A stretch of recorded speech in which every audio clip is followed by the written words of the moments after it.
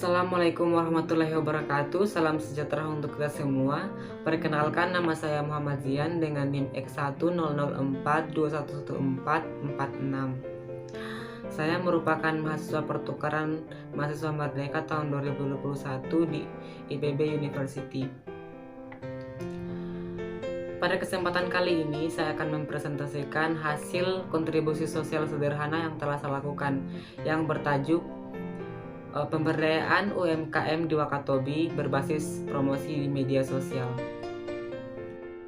Nah, apa sih itu kontribusi sosial? Kontribusi sosial merupakan suatu kegiatan sosial yang kita lakukan karena kepedulian kita terhadap masyarakat. Misalnya, kontribusi sosial dalam bentuk pemberdayaan masyarakat, mengajar di daerah 3T, dan lain sebagainya. Jadi, yang melatar belakangi saya dalam melakukan kontribusi sosial seperti ini adalah karena pandemi COVID-19. Kita tahu bersama bahwa pandemi COVID-19 tidak hanya berdampak terhadap kesehatan, namun juga berdampak terhadap perekonomian masyarakat. UMKM atau usaha mikro, kecil, dan menengah merupakan salah satu sektor yang juga terdampak karena pandemi COVID-19. Kebijakan pembatasan sosial yang dikeluarkan oleh pemerintah membuat UMKM sulit bergerak di tengah pandemi. Kebijakan pembatasan sosial yang diberlakukan membuat masyarakat aktivitasnya menjadi terbatas sehingga ekonomi tertekan dan masyarakat mau tidak mau harus menahan belanjanya terlebih dahulu dan menurunkan tingkat konsumsinya. Hal tersebut tentunya akan berpengaruh terhadap pendapatan dan omset para pelaku UMKM yang akan semakin menurun karena permintaan itu juga berkurang. Sehingga hal ini akan berimplikasi terhadap penambahan jumlah pengangguran dan kemiskinan di Indonesia. Dampak pandemi COVID-19 terhadap UMKM merupakan masalah yang harus segera diatasi karena mengingat kontribusi UMKM terhadap perekonomian masyarakat Indonesia terbilang cukup besar. Kontribusi UMKM terhadap perekonomian itu mencapai 57,24% terhadap total produk domestik bruto di Indonesia.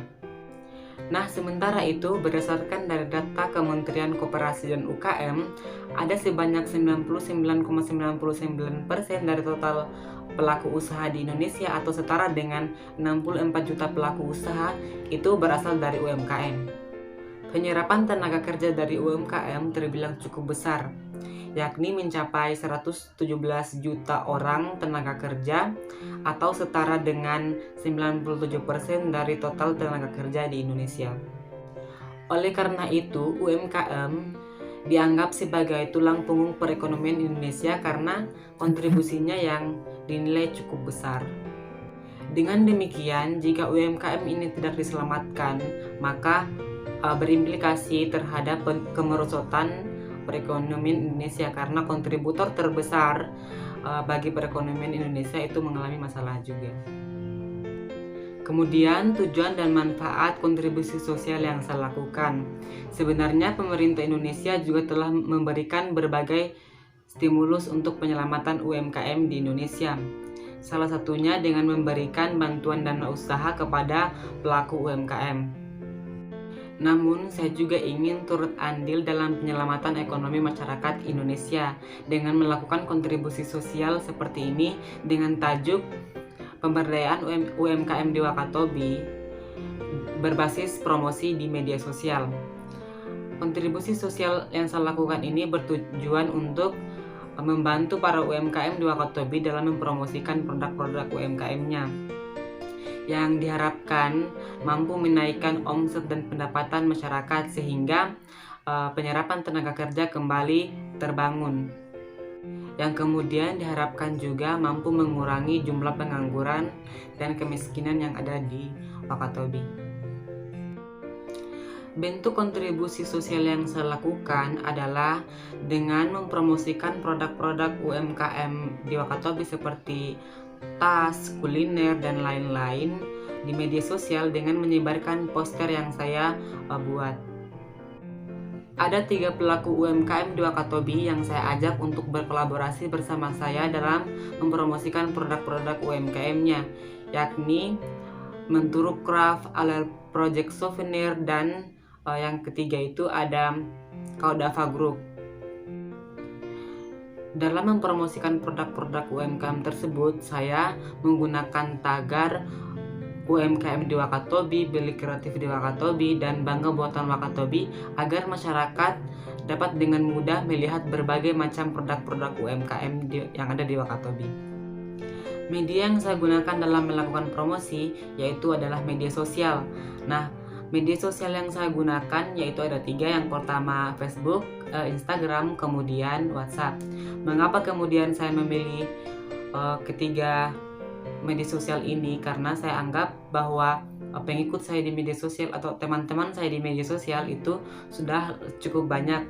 Saya berharap bahwa teman-teman atau pengikut saya di sosial media dapat tertarik dengan promosi yang saya lakukan, sehingga mungkin mereka tertarik untuk membeli produk-produk UMKM yang saya promosikan tersebut.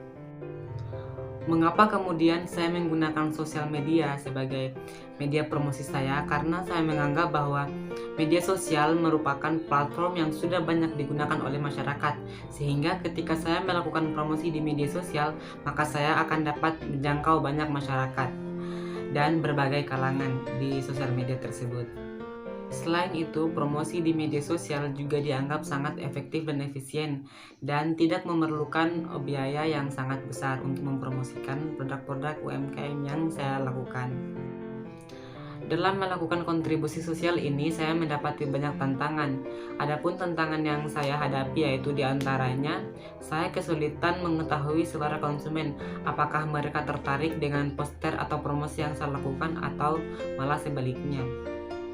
Kemudian saya juga kesulitan dalam mempelajari promosi-promosi yang seperti apa untuk produk-produk UMKM yang tidak terlalu diminati oleh konsumen.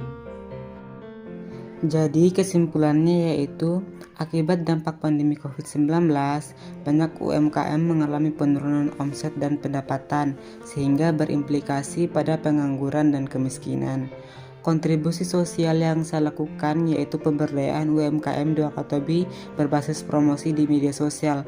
Kontribusi sosial ini bertujuan mempromosikan produk-produk UMKM di Wakatobi sehingga diharapkan UMKM di Wakatobi dapat tumbuh lagi dan memunculkan penyerapan tenaga kerja yang besar sehingga kemiskinan dan pengangguran berkurang jumlahnya.